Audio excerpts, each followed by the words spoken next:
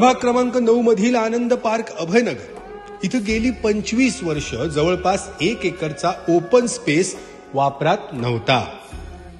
या ठिकाणी 2009 मध्ये स्वर्गीय बाळासाहेब पाटील यांच्या माध्यमातून साई मंदिराचं भूमिपूजन करण्यात आलं, परंतु काही कारणास्तव सदर मंदिराचं काम 11 वर्ष बंद होतं।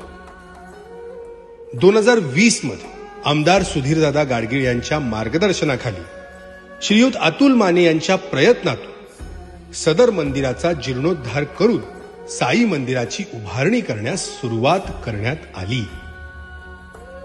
या कामाला जवळपास गार्डनसाठी 1,80,00,000 रुपये खर्च करण्यात आलेले आहेत व लोकवर्गणीतून मंदिराचे काम 70 लाख रुपयांचा निधी गोळा करून करण्यात आलेलं आहे।